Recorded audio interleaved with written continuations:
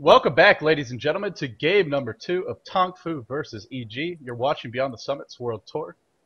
EG took game 1 in rather convincing fashion.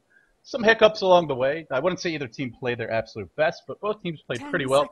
In the end, EG just had a better start with the lanes, and, well, more importantly, they just outplayed Tongfu in the mid-game. I am LD of dotacommentaries.com, and joining me is the one and only Luminous.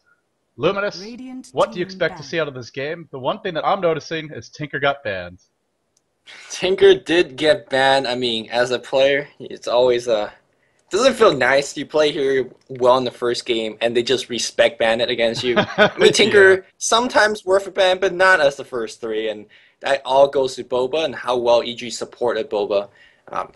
I think back in game number 1, he didn't have the best start, right? I mean, he got a decent future travel time, but for the most part, there was a couple ganks going his way. But despite of that, I mean, he ended up with Hexes, 4-staff. He was just a big nuisance in teamfights. I mean, his boots of travel, I want to say he got them at 13 or 14 minutes, which is actually quite late for a Tinker, especially one who's 1v1 mid against a Panda. That's not really a bad matchup for Tinker. It's not a great one. I mean, I wouldn't say it's a Tinker completely crushes that lane, but it's certainly not a bad matchup. But you know, Tongfu played that middle and top lane did well in the early game, but it was really that tri lane where everything fell apart for them, and they just never could fully recover. At certain points, it felt like they had the momentum, but EG got enough of a start out of those lanes that they were able to snowball from there and hang on until their heroes got big. The Morphling got the Ethereal Blade. Eventually, Bulba gets up his Blink Dagger, his Sight Device, and that's sort of all she wrote. Who else are they going to ban? Well, Leshrac gets a ban. Tongfu took that last game, but they don't want it left in the pool for EG. I mean, the one hero that's available, which also did a lot of dirty work, is Chen, and he's still around. He's still around, and Maelk does have the second pick on the pick phase, so perhaps thinking whether he wants to get rid of Chen or perhaps even Rubik. Rubik was pretty huge. We didn't mention it. Demon played very well, sealing a wide range of spells from Panda Ultimate to Gondar's invisibility spell. It's just kind of all over the place, and again, he used it very, very effectively. For now, Maelk just kind of wanting to plan out his entire pick stage and making sure that whatever he bans right now doesn't come back and bite him in the butt. Okay, so there's a Prophet and a Chen available, and Tongfu want the Prophet. We'll have to see how they react to the Chen pick. I assume that's what EG is going to go for here. They do really enjoy their Chen, but they don't have to. I mean, there are other strong heroes in the pool, the Brewmaster, the Chaos Knight, Shadow Demon. For EG in particular, maybe the Morphling would be something, although we generally don't see it this early on in the draft. So, what does Tongfu do to sort of adjust from last game? Well, they have a Prophet, so already they have a lot more flexibility with their lanes. They can soul that off lane and have a pretty strong hero for doing so. They can put him in the jungle if they want to. So this Prophet pick, no matter what else happens in the draft, it gives Tongfu more options with their lanes, with their picks. And from that respect, I think it's a good adjustment for them. But we'll have to see where they want to go. I mean, do they maybe look for that semi-carry that's got a little bit more presence in team fights? Something like a Dragon Knight, even a Queen of Pain. We've seen Hao and Moob play those. Hao made it the Dragon Knight. But we'll have to see as EG lock down their two core sort of supports, utility heroes, the Venomancer and the Rubik.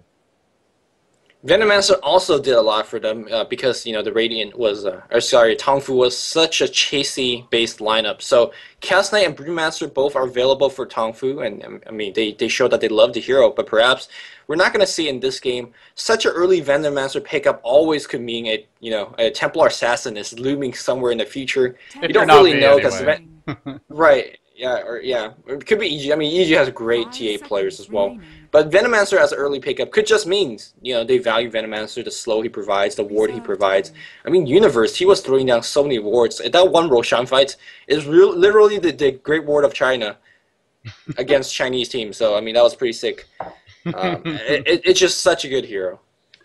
Yeah, we'll have to see where EG want to go with this one. Lone Druid is available as well, and maybe that's something that EG will look towards. Normally it's Fear that plays that, but we'll just have to see for EG. Chaos Knight is the start, and Lina to follow. Lumi, this is something we've been seeing a lot of from the CIS teams, especially teams like Dare and M5. They like Lina as that support to couple up with the CK. I've been seeing it from Chinese teams, so we've been seeing it from different places. Okay, there you go. Yeah, so Chinese love their Lina, one of the few heroes with double AoE nukes right at level 2. Not many heroes can even boast that. In fact, can any other hero boast that double AoE nuke at level 2? I mean, you could so. sort of. There's probably a few avalanche toss, maybe. Yeah. avalanche toss, but you can't really spam that. So Yeah, Lena's one of the best in business to do so, especially combining it with a Chaos Knight. You're looking at 4 effectively nukes at level 2, and that just about kills anybody. right, and she's got an AOE stun, and let's not forget that a big light striker right can turn a team fight. It's quite spammable too. So Tongfu get a pretty strong dual lane here if that's how they want to run it. They have a Prophet who can jungle, who can offlane, who can even solo the safe lane, although that's normally not where we see him. Tongfu have their options wide open for the rest of this draft. EG pretty flexible here too. I think if they want that Chen, they're going to have to take it now. I doubt Tongfu is going to let it through to the second stage. And taking the Chen here might not be so bad, because, oh no, they're going to go with Tai, so not going to be jungling at all. Veno Tai is going to be your supporting pair.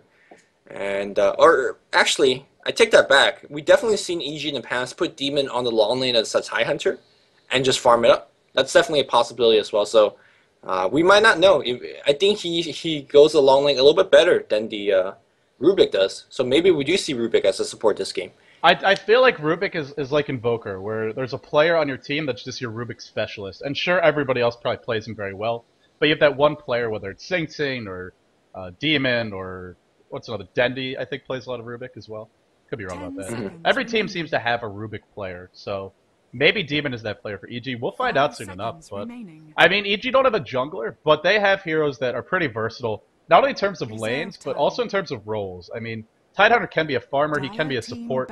Rubik the same as well, and really the same is true for Venomancer. So what they lack in the jungle option, which by the way, Tongfu immediately bans out the Chen. Probably glad to have dodged that particular bullet, I'm going to say. EG make up for in their lane or their sort of role versatility.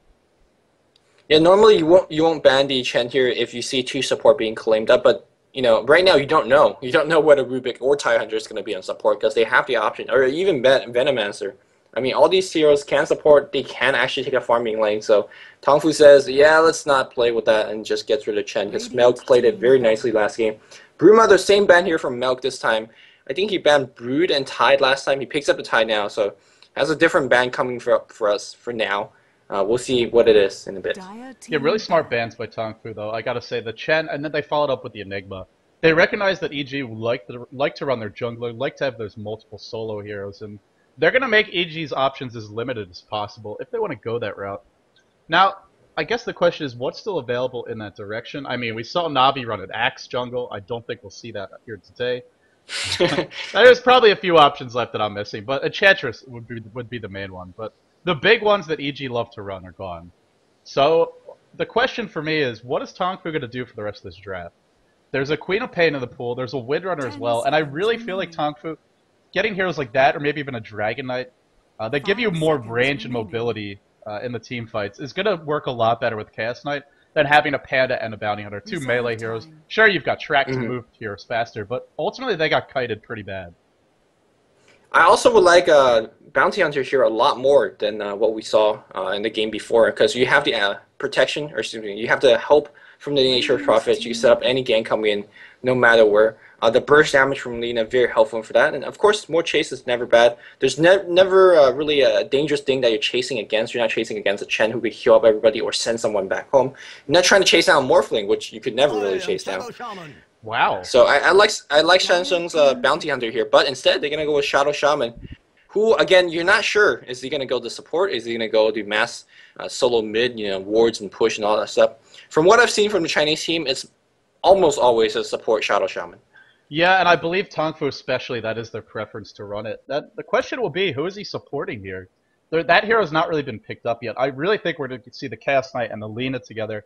If the Shadow Shaman is playing support, that would put Prophet in the offlane, and Shadow Shaman up top with whatever that carry is, whatever that farmer is. And I mean, that's the thing about Shadow Shaman, is he not only, if he's going to go support, he's not that flexible. He really needs to be in a lane where he can get levels and some farms. So he's got to be up top to be able to do the pulling, whether it's the safe camp, the standard pull camp, or the 2 camps next to those. I don't feel, if he's not playing that solo role, I just don't think he can do anything except go top. Also, Shadow Shaman provides a wide range of options for Rubik to take a spell from it. Any spells that Shadow Shaman give out, aside from the Shackle, it's absolutely game breaking. I feel like, well, maybe not the shock that much, Oh but yeah. if you get a Hex or Wards, that's like a big swing in the team fight. Lone Druid is gonna get the pick here, and I like this choice. Look at how nuke based the Radiant team is, and if you get a cloak on that Lone Druid and he hits the 16, you're not gonna nuke him down anymore. And I do believe the Bear will actually outclass CK in most occasions, considering that the Entangle is always proccing. Sure, the damage output is nowhere near CK, but you know the tankiness is another story. Lone Druid and its Bear will be very, very tanky, and he's getting support from his team. Look at his team's Ravage, you know, Venomancer, Gale Ultimate. That's going to be annoying for heroes like Lina and Shadow Shaman. I feel like EG have this death ball aspect to their team right now. At some point, they get to sort of group up and push, and between Ravage, Poison Nova, it's going to be a Morphling. Interesting choice here. Well, expect to see that played by How. I guess Moo's going to be on the Chaos Knight. I'm thinking Sansheng's going to be in that offlane as the Prophet. He normally does play that offlane. It's not going to be a jungle Prophet. That's pretty obvious. I guess they could run on some sort. I just don't see who else is going to go there. So yeah, I don't think it's going to be a jungle Prophet. But I guess where do EG go? That's the big question now. EG right now dealing against a lot of disable, a lot of chain stuns, but also dealing against rather squishy as a lineup. Prophet could be easily picked off, especially in the early game. Lina, right? The Shadow Shaman, so they have options, and they're gonna go with the one that's tanky, that is gonna chase Undying. We see Fear plays it very, very nicely.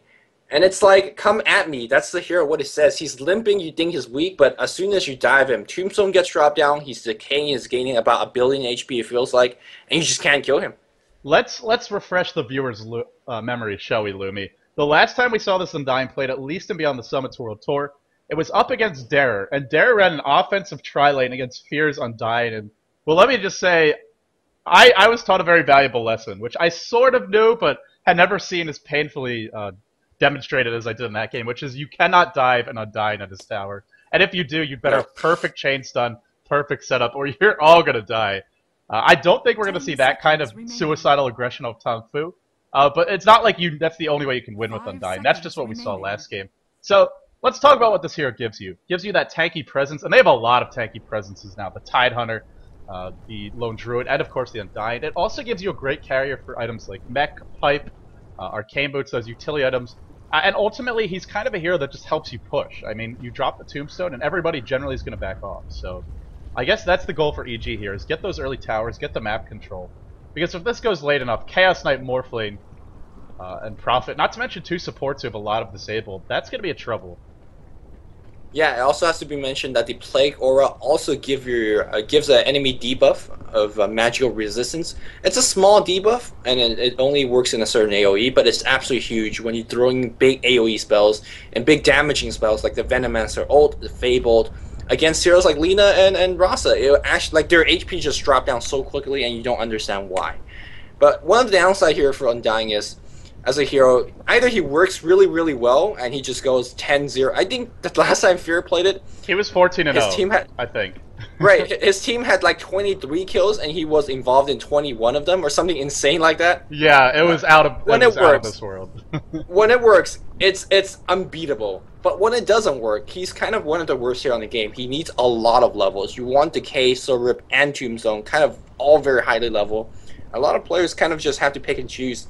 All those spells are great. So you need level, you need a decent amount of farm. Sure, he's a tanky beast if you could get your heals off and, you know, if you get HP drain, but you want the Vanguard, you want that Cloak and even Hood. You need some big items to start off with.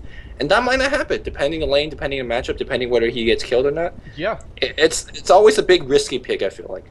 Here's the thing about it. I mean, there's no plan B for Undying. It's not like a Morphling where, yeah, he can get kills early, but if he has a bad start, he can still recover. Same for the Prophet. I mean, Undying has to have a good start, or at least a decent one. And there's no looking back, because he does drop off very hard in the mid to late game, and very reliant on items, level advantage, to continue to stay ahead. So, it's actually Bulba playing the Lone Druid. Fear is going to be on the Undying again. And the Demon is playing the Rubik again. So, are we going to see that off-lane Rubik?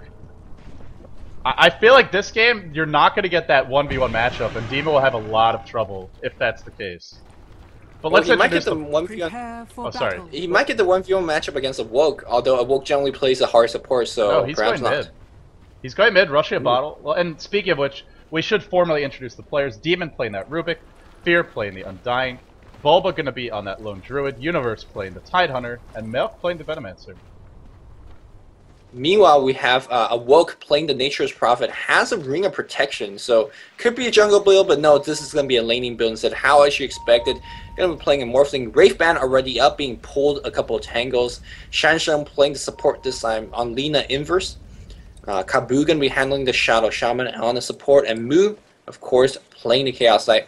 Nothing too out of ordinary. I do imagine that the Prophet is going to go top, and then we're going to have a dual lane mid and dual lane bot. And 30 seconds. Prophet versus the Lone Druid. I think it's more in the favor of Lone Druid, correct? In the lane, yes, but of course Prophet gives you that ability to set up ganks. So I would say it's even if Prophet gets the ganks. If he doesn't, then yeah, in lane I would give the edge to Lone Druid. One thing I just want to mention, man, it must be great to be Hal, because every time he plays a carry, and by the way, I think he's going mid here. Yeah, he's going to solo mid, but from the looks of things, and every time he plays this carry, he always gets pulled regen, every game. Yeah. I don't think I've ever seen him not. I mean, it's just ridiculous. This guy, this is a cushy life he has.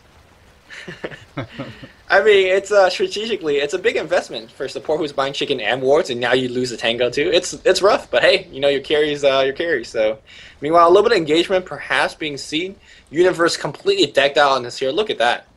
He's carrying the kitchen sink on his back right now. This is like an absolute menagerie of items. There's no like theme or organization to it, but he's just got something adorning every aspect of his body. Well, it's the offensive tri-lane, and I mean, who has the edge here? I feel like it will be EG with a big advantage.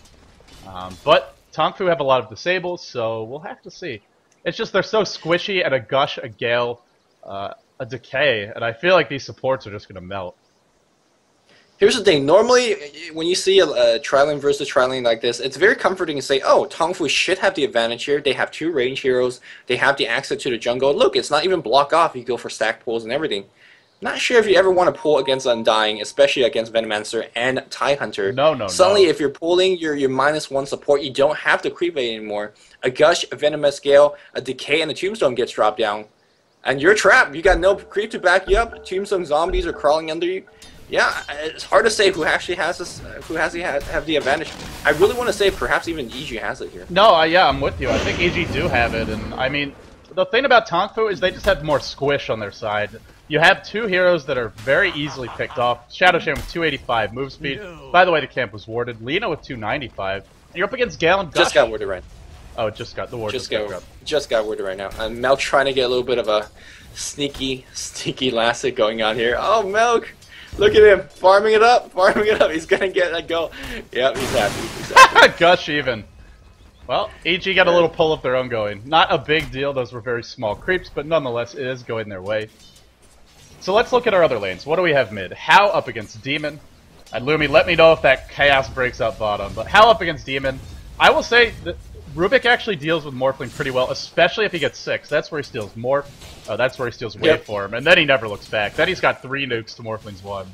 And I think we saw Sing Sing just absolutely trash enemy Morphling mid in one of our earlier games in the tournament. So that's something to keep an eye on. And up top, it's a Awoke versus Bulba. And, well, you're giving Bulba the edge here. So far, he seems to have it. Yeah, and I think he will continue to remain have it, especially when he's level 5. He can aggressively go on Awoke, and Awoke will be in a little bit of trouble. Back in the mid lane, I assume Fable and the 600 range versus the 350 range is really what it's all about. How, of course, getting a lot of minus damage as well whenever that Fable strikes, so it's going to be rough. But I think really what determines how this game is going to be going is going to be that bot tri-lane, whether it fails or wins for either team. Demon already has his bottle. He did rush it, whereas for Morphling, we saw that early Wraith Band and the pulled regen, although How will be getting his bottle relatively soon. Demon gets himself an Illusion Rune, and this is a very aggravating rune to lane against, because it lasts forever, and while it's up, I mean, he's just going to outlast hit you unless Demon really plays it poorly, which I doubt we're going to see. So far, very passive start to the game. There you go. Lane, they're initiating on Fear. I think this is a poor choice. All the nukes on Mu down to half HP. Mu's going to go down for sure as a first blood. Venomancer picks that one up. They want a little bit more decay on 2 hero. Fear, a lot of HP. Tombstone not drop down. Just an LSA on 2. And that should be enough to bring down, as I say, that Gush. There's a Tombstone shackle against Fear. Tyra focusing on Fear right now. Meanwhile, Kabu taking big damage. And Fear still alive. 1 second stun. Reality Rift. not enough, still alive, keeping it from awoke. They get 1 kill. maelk's gonna go down as well. Imagine, look at the block here from the tree, and 2 for 2, and now it looks like Universe still wants a little bit more. Reality Rift is up. But that, I think, went in the favor of the Dire. They got the first blood. They forced a TP from the Prophet, and they traded evenly. You can see a Prophet limping back to his base. Diving against a zombie is not a good idea. I think the viewers will get the sentiment there. Well, I gotta say, the fact that they have Prophet is a big bailout. That would have been much worse without him. Instead, it is 2 for 2. Sure, the first blood goes the way of EG. But this goes back to that decision to initiate on Dying.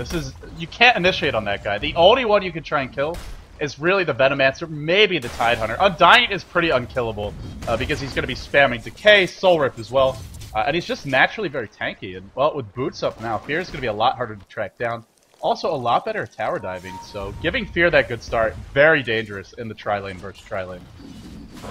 And if you look at Undying's skill build right now, as we do see Kabu nuking a little bit here, this is, again, one of the issues I mentioned with Undying. All of the spells are great, and you kind of want a little bit of everything, but they get a lot better if you max something. So it's always a quandary, and that's why Fear needs to win this. Oh, mid lane, Demon gets a solo kill, and how?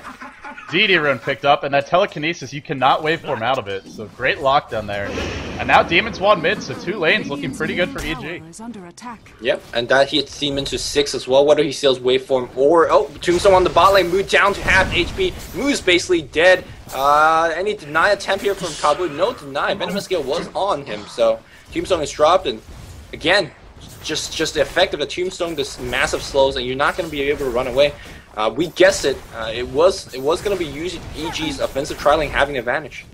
Right, of course these things can go either way, so it was not a given that EG would win it. And, well, EG has had a few close calls. I mean, Fear dived the tower, shackled under the tower, barely survived there long enough to get the kill.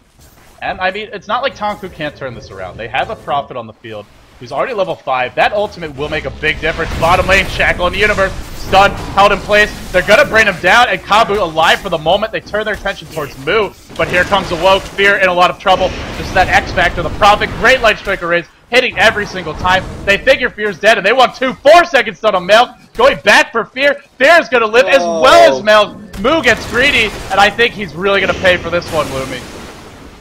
That's a big mistake by Awoke, and Tombstone gets dropped down. I don't think that's going to do too much. Everybody on full retreat. Do we have a second Gale? Universe has a mana. Cooldown coming just in a couple of seconds. Do they want Moo or... No, Awoke pokes his head out. Gotta be very careful. It's 1 second stun on Universe, and that's going to be it. I mean, again, Prophet's helping out, but Prophet needs to help out. And guess what Bulba is doing? Having a time of his life on the top lane. Yeah, pressuring the tower forces out the early glyph, and I mean, he's got 500 gold in the bank, 31 CS. 15 denies for him. The deny is really irrelevant because Prophet's not even in this lane most of the game. Prophet getting close to level 6. He really needs to sit top until he gets it. Didn't even actually heal up fully. I think he just TP'd in from bottom. Directly up to the top lane. Or either way, did not heal fully Fountain. So Awoke is back, but limited mana to work with for him. And Demon is dominating mid. 38 and 2, 23 and 4 in the Morphling. Now, I did give the edge to Demon, but... this is a lot more than I expected. Gush on the Moo. Venomous Gale as well. Moo taking some big damage. Another 2-hero Light Strike Array, but it's just not enough, Lumi. Moo takes that early point. The ult will be able to get out of here. I believe he's still being slowed. The zombie damaging another multiple hero stun. Doesn't even matter, though. Demon joins the fight. Demon's got waveform, and now Demon is a terrifying force. Can solo kill pretty much everybody on Tongfu with this full combo. And if you look at how these fights are going, they're getting increasingly easier for Fear and his team. Another aspect of Undying, once he gets rolling, he does not look back because his spells just get a lot better. You're keeping the enemy heroes' EXP or HP down as you're killing them multiple times. You're getting a level advantage, so your spells gets increasingly better as well. So giving that first dive, the first kill to Fear is always almost the most crucial one. And right now Fear is making them pay. Tier 1 goes down on the bot. Morphling got a little bit of free farm, but it's just nowhere near what he needs to come back in this game. Lumi, I don't normally like to check the gold graph or the experience graph this early, but it is not a pretty tale. 8 minutes in, Tongfu quite far behind, and I mean, like you said, it's really not just the Undying either. It's all these heroes. Universe is level 6. That means a Ravage at 8 minutes in, and well, it's not just the disable. The Ravage is going to do about a half of the HP pool of all these supports. EG, I mean, Tongfu cannot take a team fight right now. They have to find a way to get picks. to go for the smaller scale engagement, spread the map, and they do have the heroes to do it. The Morphling, the Prophet, a couple of supports who aren't particularly mobile but do push relatively well. So, I mean, Tongfu, they're just going to have to find a way to avoid these engagements, go for the picks, go for the split pushes, and for their sake, hopefully they don't run into that Angry Tide Hunter or the Undying, because that will not go well for them if they do. The thing is, who did a gank? I mean, Syllabear is pretty tanky at this point in the game because he has relative free farm. And of course, Demon basically is, you know, crazy. He's gonna have 4 staff and 300 gold. You can't gank Fear. 4-second stun against Universe, but Mu now looks Chaos Ball gets stolen. Which, by the way, Mu in that last engagement had Phantasm. Great block here by maelk. Wrath of Nature perhaps gonna turn it around. Yes, he will. That's a decent trade here. Meanwhile, quick tank out by Demon, and that would be it. Phantasm was picked up on Chaos Knight. He got it to debuff things like slows and gush. But you know, if you're forced to get a Phantasm level 6 on Chaos Knight, you're having a really, really bad game. Right, either that or you want to push early, but that's obviously not why he got it this game. So it's looking... Tongfu are firmly on the back foot, and I love this play by EG. Not only do we see the aggressive play, the aggressive fights, but also the aggressive wards, setting up the vision around the map so they can go for more ganks in the future. And now with that bottom tower down, I mean, this is what you see even in your pub games. When a tower dies, Lumi, everybody just sort of migrates towards that middle lane. If it's a side lane tower, they spread out, they go for the picks, because there's nowhere to farm right now. That bottom lane is pushed, so now the pressure that started bottom comes towards Hal.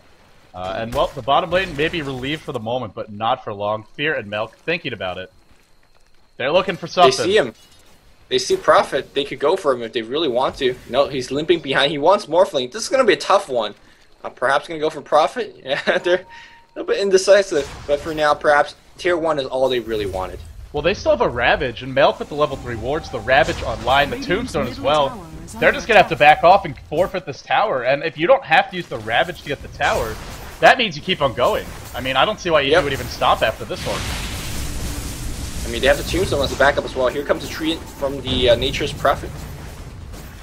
Trying to slow this one down at the very least. But slowing down this push against a Venomass is not a winning proposition either, considering that he could just spam more wards. He's got an endless amount of them. And I believe there are actually only Arcane Boots up on Fear. Universe is quite far off, so is maelk in fact. So only one set, but that is enough to fuel the ward spam. And we'll just have to see how aggressive EG want to play. This is 4+1 right now, as Bulba just left completely abandoned up top. Hex on the Universe, 4-step in, Ravage to follow, and Demon sets up a great team fight for his team. Hal waveforms in, wasn't great, maybe not, as Hal strikes back, quick double kill for him. Gale is going to hit, but Mu chops one apart as well, and Tongfu may have just forced EG into an overextension there. It looks so good.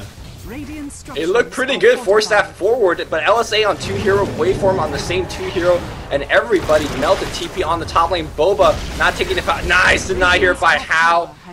I mean, they were really, really down, but Hal and his team just getting back up. They're getting back up, refusing to get up.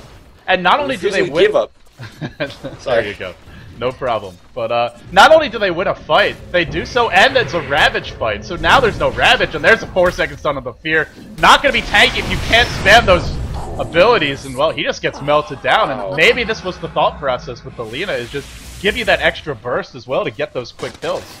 EG is a team that wants to stay alive for a while, and maybe they won't be able to.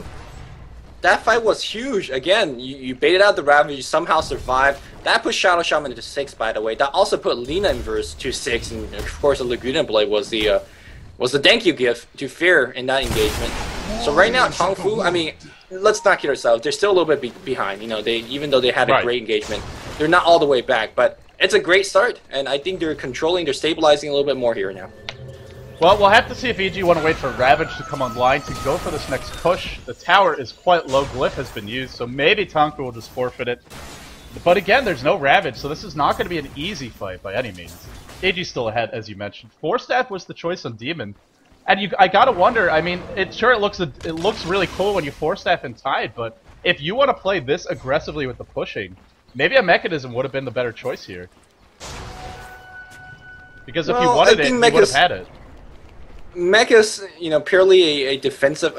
You're saying that you use the mech offensively, and I totally understand that. I think 4-staff is just a lot of times more versatile. I think that really, truly, the problem is they push Tide in, but none of them could actually follow up. Like they weren't that mobile themselves. They didn't have a blink or multiple force staff to jump in after the tie. So a lot of that Ravage the duration was, you know, not really used. And that Ravage only got 2, I think. By the way, yeah, that's a great point. I mean, also on Rubik, you really want to have that force staff for the mobility and team fights to keep on stealing spells, stay alive. And I mean, mech is nice, 250 heal, but that's a single nuke for most of these heroes. So maybe it's not the best choice. Just something to consider if you want to push. I mean, you'd like to have that early mech. Because speaking of which, Prophet almost has his. But interesting choice here by Hao. He's going to actually rush an Ethereal Blade.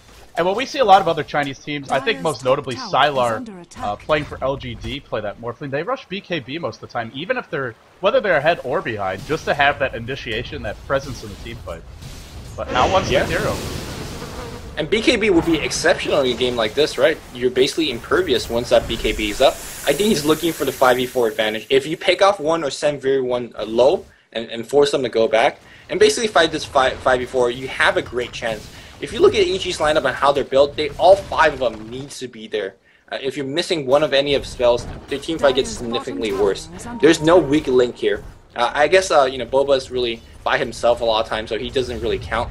But if you could, you know, stop them, one of the hero from casting or attacking, you're doing pretty good. Yeah, Bulba 84 CS, but that tower being denied is really slowing him down. Only 3,000 gold. He also opted for phase boots instead of just regular boots. So the relic has been delayed, and that being said, he's level 11, so Bulba is definitely getting ahead in that regard. So is Rubik, so the level advantage is still heavily in favor of EG. They're two of their core heroes already at that point, and I mean, even the supports have what they need. Oh, top lane. Looks like Bulba takes a 2-second stun.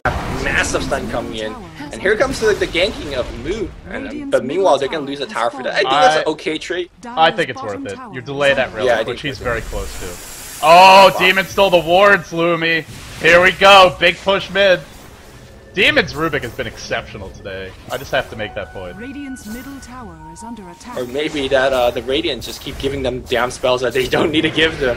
That's certainly Meanwhile, Phantasm used on the high ground. Demon invisible right now in this rune. It certainly helps when they give you, like, you know, panel ultimates and well, that one I will say is pretty hard not to give away because that cast animation on Clap is very long. Whereas for Rubik, it's pretty instantaneous to just steal spell. Well, they have the mech up on Awoke here, so that's really going to help them in these fights. I mean, EG, they have some sustainable damage. It's not like they have to get the kills instantly, but in the longer fights, mech will make a difference, and especially on a Prophet who can just show up at the right time, in the right location, and look at Awoke. Gloves of Haste picked up. I do expect this to be a late Midas, just because they want to stall the game, have sort of that secondary hero who can give the Morphling an assist. And if that's the route, I mean, he's not too far off of it. Yeah, also speaking on items, I'm not really too happy with EG's purchases, or for a better term, lack of purchases. If you look at what they have to show for the great advantage so far, they have Demon with the 4 staff, they have an almost completed Vanguard on Fear, and of course Boba, we know he's very, very far ahead, but where's the mech? Where's the pipe beginnings? There's really nothing at this point. And I feel like Tongfu, they're actually getting better teamfight items. You talked about the mech. Gold Scepter, of course, can be considered a teamfight item once it's upgraded to a Demon Blade. Again, the 5v4 advantage if you could remove one from the fight. I feel like the Radiant team is more prepared for the mid-game that's about to come. Well, here's the question, is who's actually going to build that mech? I mean, I guess Lone Druid could, but that would be pretty odd to get such good farm and not go for it. By the way, EG is going for Roshan. But if it's not him, you're running an offensive tri-lane. Sure, you get a couple of towers, but you're not pulling, you're not really getting great farm on those supports. Oh, look at those wards. They mean so much. They mean the tower push. They mean the Roshan. And Universe just going to be coming in with the Ravage just to back his team up. There's a urge on high, so that's pretty important. But Roshan down to half HP. Are they going to keep going? And looks like the Illusion have driven away Universe. Oh, Kabu gets bashed twice under the wards!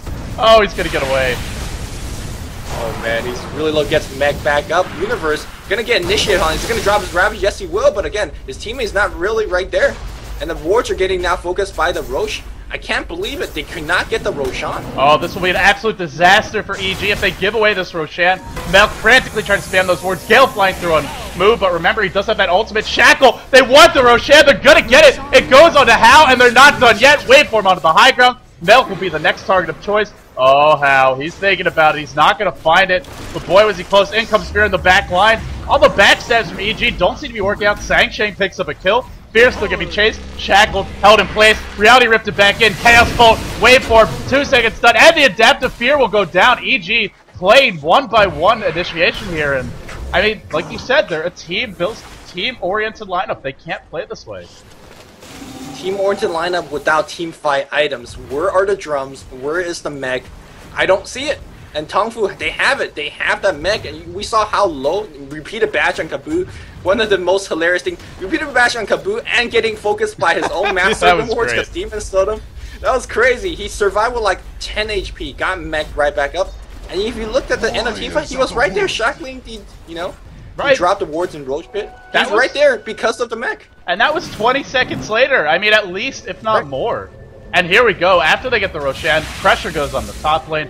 Pressure in the mid lane, Universe forced to defend that, and How now pretty close to that Ethereal Blade. He's going to replicate back to base, going to do a little bit of healing, but with an Aegis, I mean, the chance of him not getting this Ethereal Blade relatively soon, that's very slim.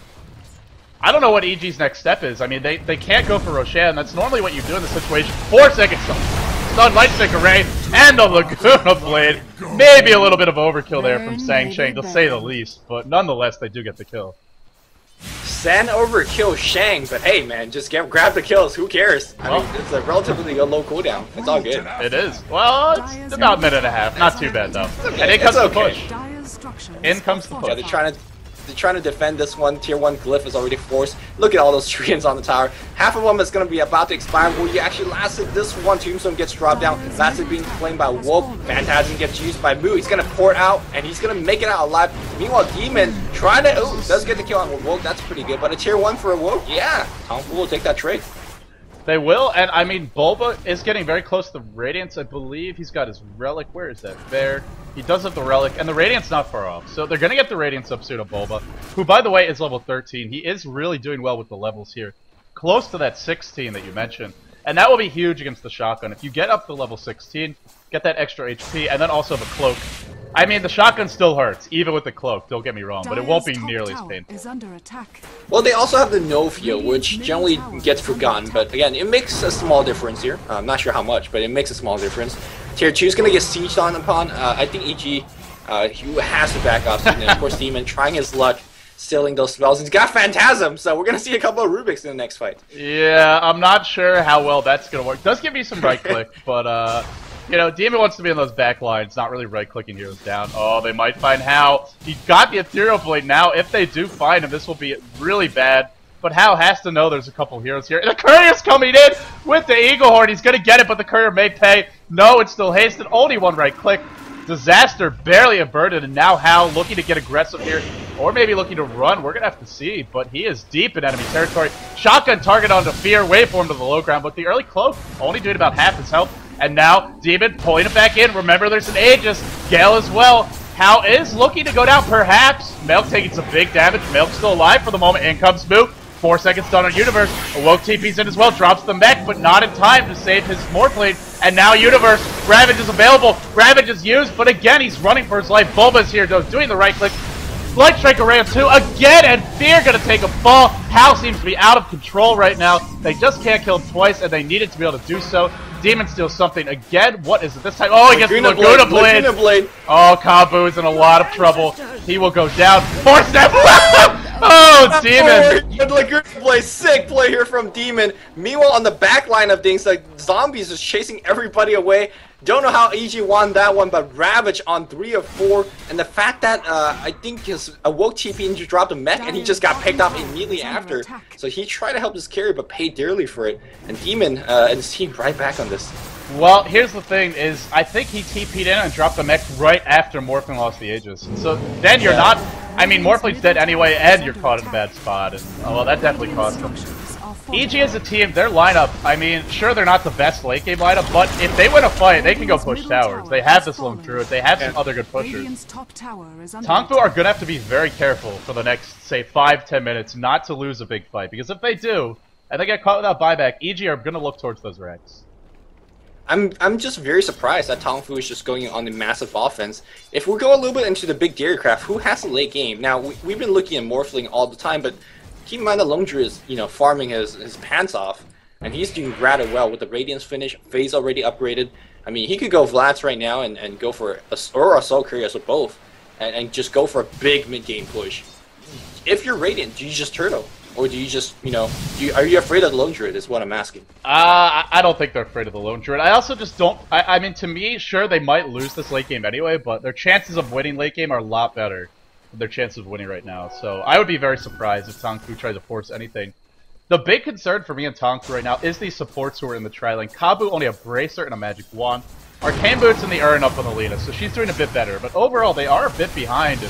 I mean, EG have a lot of big AoE. Oh, here drops low. Uses the wand. The TP's coming in. How is not going to give chase. The burst damage almost up. And in comes Demon towards the middle lane. Invis rune picked up. Has that Laguna Maid in 4 seconds. And we're about to see an assassination attempt. John Welk's Booth, a.k.a. Demon, looking for Sansheng. Should get him momentarily. Just trying to find the opening. Waiting for Sansheng to run away. There you go. Laguna Blade. It's not enough. Sansheng's too tanky. Demon's out of mana. All the spells are hitting. The TP in by Awoke. Demon gets spawned out. Demon will not go down. Gale on 2.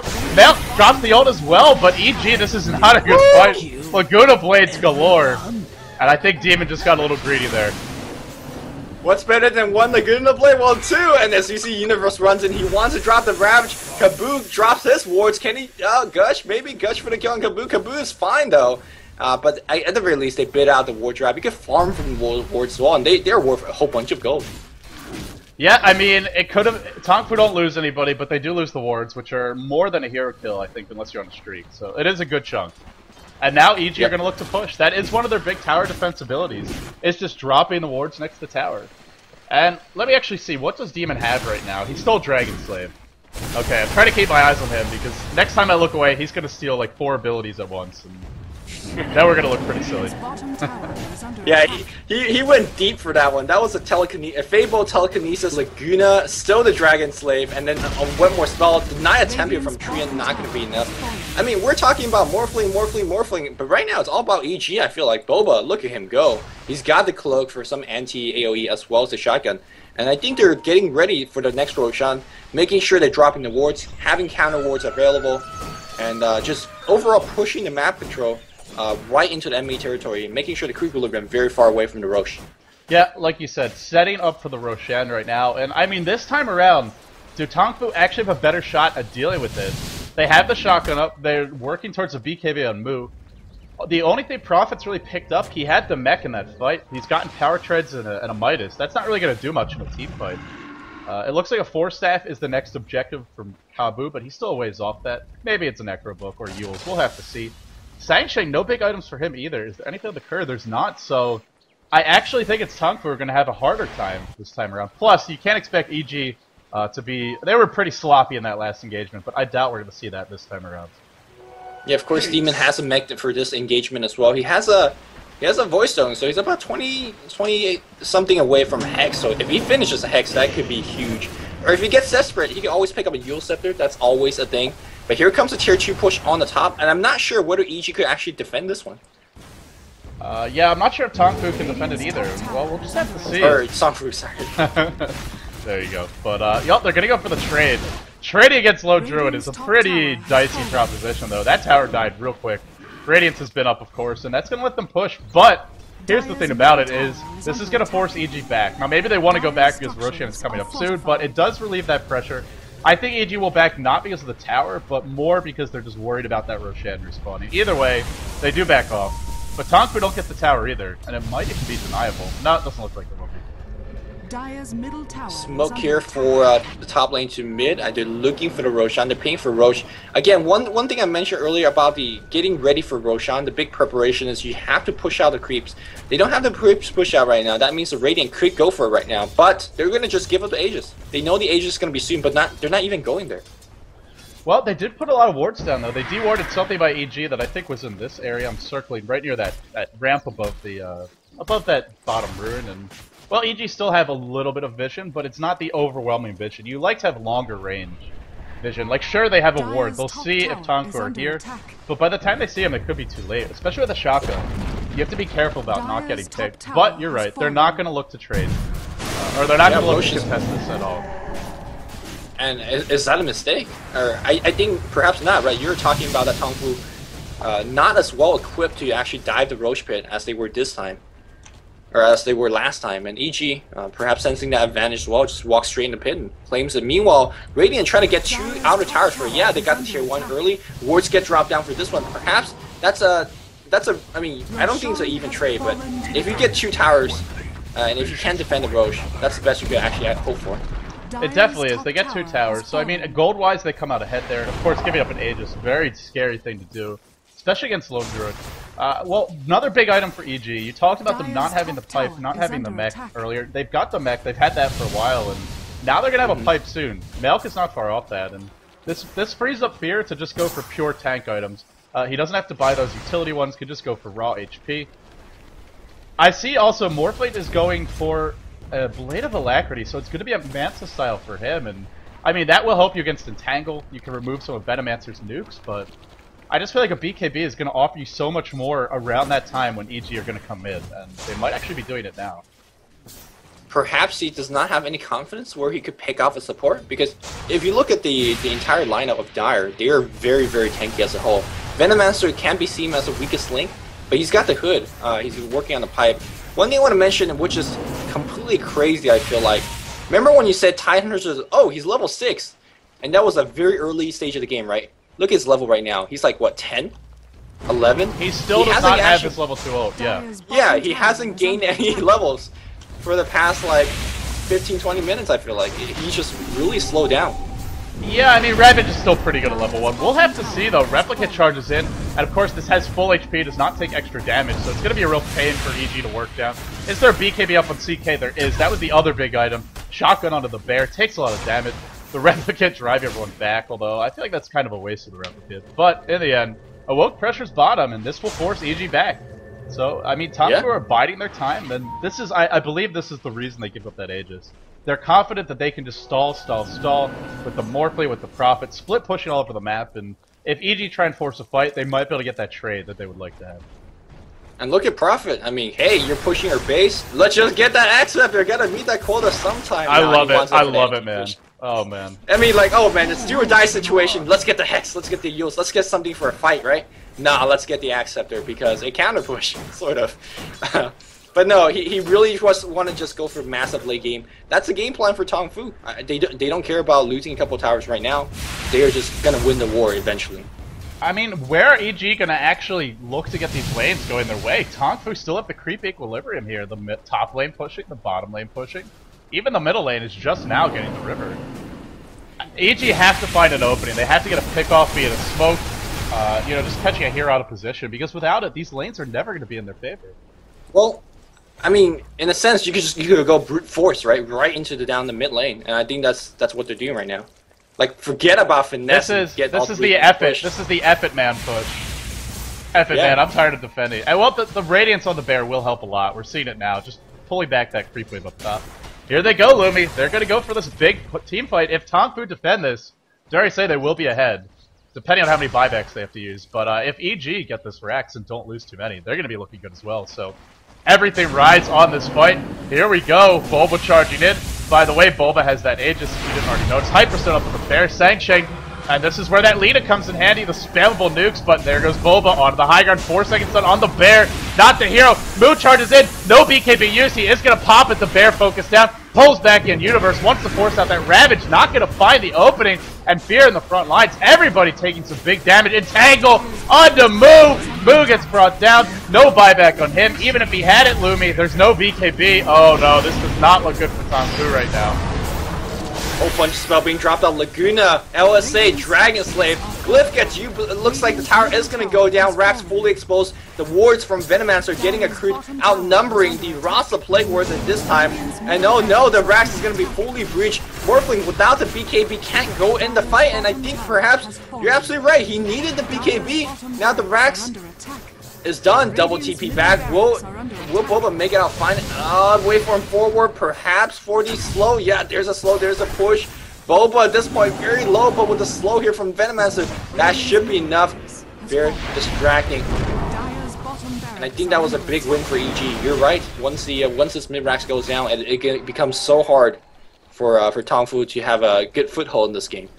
Well, they still have a Prophet, they still have a Morphling. I mean, if you're gonna be down to this, not to mention the supports, very spammable nukes with both of them. So, I still feel like this is not a wand game for EG. Here's the thing though, is it's gonna be so hard for Tongfu to contest that next Roshan, which is 5 minutes off, and if EG want to play this safe, also by the way, sight the Vice up on Demon, but if they want to play the safe, that's what they'll maybe wait for. Sansheng, in absolute no man's land right now, trying to bait maelk. Will maelk fall for that bait? Looks like he will. Waveform in, and Morphling in the back line. Tao doing a lot of damage. One more light striker raid. That secures the kill. Every time Tongfu gets a kill, that's where the waves will get pushed out very far in their favor. So, a good kill for them. Still, it's not like they're getting racks or tower off of that. Yeah, what the hell was sansheng doing? They're dropping such an offensive ward. But yeah, found the wild maelk, and maelk definitely paid there. And you're right, whenever you have one person die on EG, they have to just wait for them to come back, because they could only push as 5. At this point, they're not strong enough to do a split push, nor are they mobile enough. And now you can see awoke taking that sweet time to make sure they're pushing out in every other lane. Now, usually what I see here in terms of the item afterwards is usually a maelstrom for kind of an AoE DPS. On the Prophet, right. Not on the Prophet. We might see something else here, whether it's a BKB or Hex, or maybe even a 4-staff. We'll just kind of have to wait and see. Yeah, he's got his options. I mean, the Maelstrom is a lot better when you don't already have a Rex down, because that's where you can actually get some big momentum going. Oh, the bear gets trapped. Bear is going to die, and it's on cooldown for 80 seconds. If it does, 2 seconds stun. Actually, might not be enough. Reality Rift back in. That bear too damn fast with the phase boots. Wow, they needed another stun there if they didn't have it. That would have been a huge hit, by the way. Dare I say that bear is more survivable than any hero, because it just has so much HP, it just phases out, it doesn't care. It's like moving at max movement speed when it's phasing, man. It's insane. Right, it's not even just the HP, it's the move speed too, like you're saying. Just so damn fast. Oh, L3 hero chain stunning. It's like, yeah, whatever, I'll just run out. And, yeah, they didn't get the 4-second stun. That might have helped things out. Awoke, up top. Demon comes in for the backstab. Guys, that sight device. Now, Awoke will be able to just trot on out of there. So, very surprising to see Demon, who is usually a very aggressive player, not forced into Hex and just go right on him. Yeah, I mean, that's fine. Perhaps Fog was involved somewhere in there. I think he had vision, but also if you looked at the minimap, there are a couple heroes off the map for Tongfu, and well, Mantis Style's finally up on Hal. Still, I feel like this Morphling is at least 1, if not 2 items away from being able to handle this game by himself. He's gonna need a lot of help. Oh, Kabu! Very questionable positioning by Tongfu. So far, EG not punishing it. But Kabu may get caught out yet. He already used his 4-step. No, they're gonna let him go. I gotta say, Tongfu had fantastic positioning throughout the entire East qualifiers, and they're just sort of off in no man's land here quite a bit. Mu gets entangled. Bulba goes on him. 4-second stun on the bear. Mu taking some big damage. The right clicks. He should live. I believe that bear's still chasing. BKB is available, but if Mu has to waste it, he's gonna be forced to. He's gonna have to use it. He does. Oh, that's a huge loss, and now EG. But the bear dies as well. Can be resummoned. It will be immediately. And now with no BKB up on CK, I'm not sure if Tongfu can initiate here or defend this. They don't have that frontline tanker anymore. It's not the Morphling, he's just got a Mansa. Yeah, and more importantly, he doesn't have the buyback either. I mean, you can use your BKB, but if you have a buyback, that's you know, at least not bad. Now, the only thing going this way is that Fear has dropped his Tombstone, so that won't be available for a little bit. Hype, they're walking onto the high ground. BKB gets purchased on Nature's Prophet. And here we go, the team fight is breaking out. LSA on Bulba, just removing him. Treants on top, wards on top, everything, trying to focus on Bulba. Bulba half HP, 4-step into Ravage. That is all 5, and looks like the Prophet goes down. He just purchased BKB, so no buyback. 4-second stun on the bear, but it doesn't matter. Bulba at this point is just shredding a new one into everybody's behind. And I think the Rax is going to go down at this point. It just will not stand against Bulba. That 4-step Ravage definitely made up for the last one not working out too well, that's for sure. 5 heroes claimed there, only 3 died, but the Ravage drives them all back to Fountain. They get 2 sets of racks, so now a virtually unwinnable position for Tongfu. They might get Demon. Nope, they can't get Demon. Too damn tanky, the null field, 4-step in, Anchor Smash as well, and Kabu's gonna drop as well. Oh boy, everybody being Fountain though, buyback by Kabu, but the GG comes out from Hao, and EG just outclassed Tongfu in this game too. Or really the whole series. Yeah, and now we're in a very interesting stage for this group. We have 2 teams with a 2-0 advantage. That will change right after this. EG versus LGD, the 2 undefeated series.